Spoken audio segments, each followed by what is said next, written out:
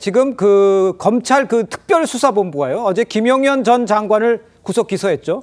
검찰이 낸 이 공소사실 요지를 보면 이 윤 대통령과 관련된 내용들이 다수가 담겨 있었는데, 검찰이 이렇게 공소장 내용을 쓴 배경을 일단은 뭐라고 보시는지 윤기찬 부위원장께서 보십니까? 아마 이제 대부분 진술만 나와 있는 상태거든요. 네. 그다음에 이제 이 내란죄라는 것이 집단 범죄입니다. 조직 범죄이기 때문에 윤 대통령과 관련된 설시가 안 나올 수는 없어요. 공소장에. 네. 그러나 지나치게 많이 나왔다는 부분은 하나 있는 것이고, 또 하나는 물론 저 검찰 입장에서 보면 저희가 알 수 없는 갖고 있는 증거가 있을 수도 있지만 어쨌든 언론을 통해서 나온 것 또는 국회 현안 질의를 통해서 나온 것들을 보면 대부분 진술만 나와 있고 대통령이 이에 관해서 부인하고 있는 상황이고 김용현 전 장관도 부인하고 있는 상황이기 때문에 조금 이례적인 공소장이라는 생각은 듭니다. 저렇게 자세하게 설치할 이유가 없거든요. 나중에 공소장은 추가로 보완할 수 있는 거기 때문에 대통령에 대한 조사가 이루어지지 않고 있고 김용현 전 장관의 경우에도 일정 시간 이후에는 진술을 하고 있지 않은 상황임에도 불구하고 다른 사람들의 진술 위주로 공소장을 구성했다. 거기에 관련된 객관적인 정황 증거가 없는 걸로 좀 보이는데 저렇게 자세하게 쓴 것은 아마 탄핵과 관련된 검찰의 의도가 있지 않겠는가 이런 생각을 안 할 수가 없어요. 개인적으로. 알겠습니다. 그런데 이제 지금 쭉 얘기를 해 주셨습니다만 이 공소장에서 검찰은요, 윤 대통령이 문을 부수고 들어가서 국회의원들을 끌어내라고 이 지시를 했다고 적시를 했습니다. 검찰이 이렇게 판단한 근거가 뭔지, 또 이번 검찰이 공소한 내용에 대해서 윤 대통령 측과 김용현 전 장관 측 예전부터 부인해 왔었죠. 양측의 입장까지 한번 좀 들어보도록 하겠습니다. 체포를 해라, 끌어내라 하는 그러한 용어를 쓰신 적은 없다고 들었습니다. 체포 지시 없었다는 건 대통령 본인이 하신 말씀인가요? 그렇습니다. 얘기한 적도 없을 뿐만 아니라 기본적으로 그러한 생각을 하신 바가 없습니다. 투입한 병력 규모에 따르더라도 국회를 전면 통제할 수 없는 규모에 해당합니다. 국회에 대하여 경종을 울리겠다는 당초의 개헌 목적 달성마저도 어려울 정도로 미미한 병력을 투입한 것이 사실입니다. 그러니까 공소요지서에 나온 내용하고 지금 석동현 변호사 다 다르잖아요. 완전히 다르잖아요. 이걸 어떻게 재판에는 어떻게 영향을 미칠까요? 저는 석동현 변호사 입장에서는 아마 윤 대통령의 입장을 대변한 측면에서 윤 대통령의 이야기를 들어서 한 거라고는 합니다만, 과연 윤 대통령과 법정에서 똑같은 이야기를 하시겠죠. 그러나 문제는 객관적인 증언과 또 증거들이 그걸 갖고 판단할 것 같은데요. 그렇죠. 우리가 오늘 어제 공소장을 봤습니다만 이 공소장 내용이 그렇게 좀 생경하고 처음 듣는다고 느낌이 안 들잖아요. 왜 그렇습니까?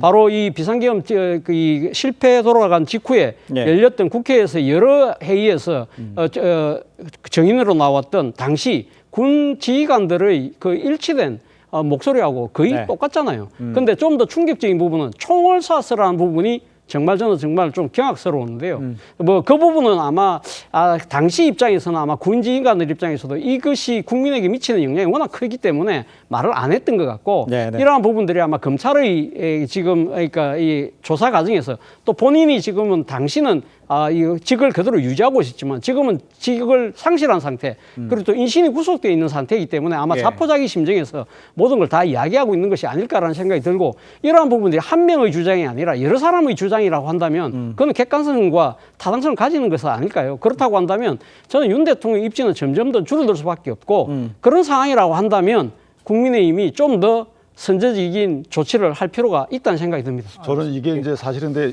윤 대통령 측이나 김용현 전 장관 측에서 이 검찰의 공소장이 주되게 내란죄 관련된 걸 설명해놨잖아요. 직권남용죄보다는. 그렇다면 수사권이 없다는 주장을 이어갈 어떤 단초를 제공한 걸 수도 있어요. 원래 검찰에는 내란죄에 대해 수사권이 없습니다. 경찰에만 있거든요. 그렇죠. 그렇기 때문에 검찰이 이 공소장에서 사실상의 내란죄에 대한 다수 설치를 하고 직권남용죄는 좀 설치가 부수적이었다. 그러면 그거는 나중에 수사권이 없는 검찰의 공소적이기 때문에 다른 어떤 법리적 조치를 해달라. 이렇게 김용현 전 장관 측이나 대통령 측에서 주장할 단초를 제공한 것일 수도 있다고 생각합니다. 알겠습니다. 일단요, 검찰의 주장과 윤 대통령 측의 입장이 또 하나 엇갈리는 부분도 있습니다. 이 검찰은 국회가 비상계엄 해제를 의결한 직후에 윤 대통령이 이진우 수방사령관에게 전화를 걸어서 두세 번 계속해서 계엄령 선포하면 되는 거니까 계속 진행해라, 이렇게 이제 했다고 적시한 반면에 윤 대통령 측은요, 국회 계엄 해제 의결에 적법한 절차를 따랐다, 이렇게 주장한 바 있습니다. 윤 대통령 측의 입장을 한번 들어보겠습니다. 헌법 절차에 따라서 국회가 두세 시간 만에 계엄 해제를 요구한 사항 역시 헌법 절차에 대통령으로서 따랐습니다. 그러니까 그만두는 내란이 어디 있나 이런 생각을 하시고 있습니다. 지금 뭐 쭉 얘기를 하고 있습니다만 엇갈리는 부분, 반대되는 부분들이 이제 계속 몇 장이 있잖아요. 네네. 허 대변인께서는 어떻게 평가를 하세요? 석동현 변호사의 말은 이제 저런 진술이 아마도 이제 수사기관에서 구체적으로 나온 것이 예. 드러나기 전에 이제 그 했었던 얘기지 않습니까? 네. 근데 아마 이제 저런 진술은 수사기관에서 이제 그 통화를 했던 당사자들이 진술하면서 그것이 이제 공소장에 담긴 것으로 보이는데, 예. 뭐 물론은 아직은 일방의 주장입니다. 윤 대통령이 그런 말을 했는지는 아직 밝혀진 것이 없으니까요. 이것은 결국 수사기관에서 양자의 이제 그 다 진술을 종합해서 예. 종합적으로 결론 내리고 법정에 가서 이제 그런 사실이 있었는지 판단을 하게 될 부분인 것이고요. 네네. 어쨌건 뭐 그냥 상식적으로 정황을 보면 대통령에게 듣지 않은 얘기를 과연 저런 얘기를 관련자들이 했을까 수사기관에서 그런 좀 의심이 드는 것은 사실입니다. 알겠습니다. 자, 이런 가운데요. 이제 공수처가 윤 대통령에게 3차 출석을 요구를 했습니다. 내일 오전 10시에 출석하라는 건데 윤 대통령은 출석 요구서 수령을 거절했죠. 내일 출석 여부 이걸 어떻게 전망하시는지 먼저 차 교수님.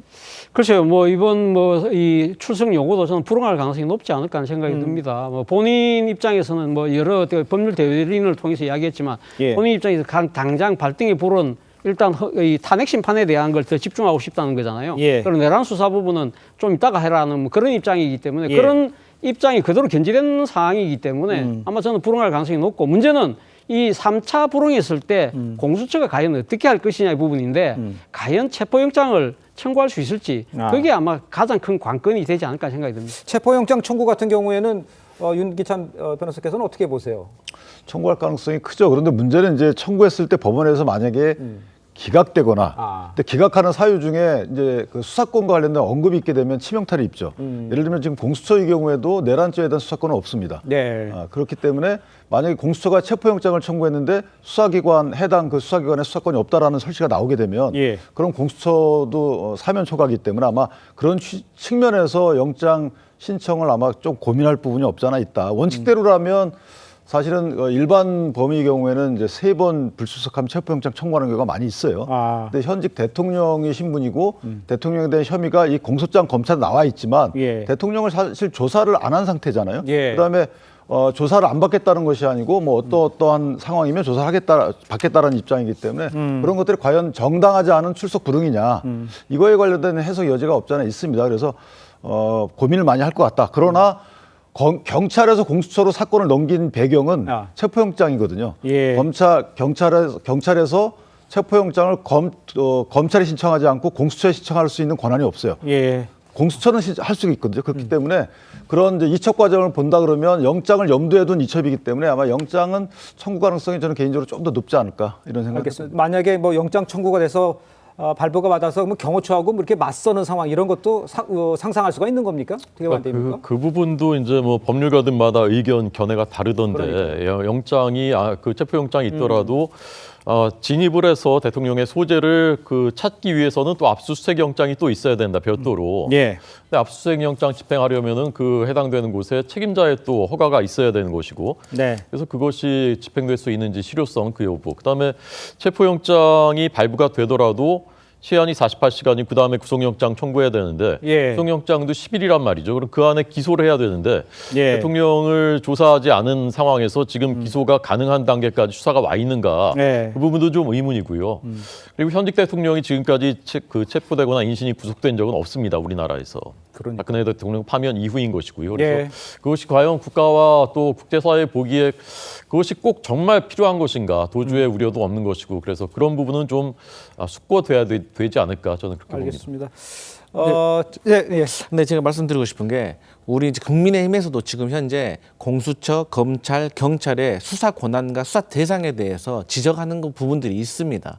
그렇기 때문에 저는 국민의힘에서 3자 추천으로 해서라도 빨리 일반 특검을 발의를 하시고 여야 합의해서 이거 통과시켜야 됩니다. 왜냐하면 지금 사실 말씀하셨지만 공수처가 인력이 40명밖에 안 돼요. 검찰이 100명이고 경찰이 120명인데 40명 가지고 체포하면은 48시간 안에 구속영장 칠 수 있을까요? 예. 영장 친 다음에도 20일 만에 기소해야 되는데 이런 능력이 안 되고 전직 대통령에 관련된 이 판례를 보더라도 쟁점사항이 100가지가 넘는다고 해요.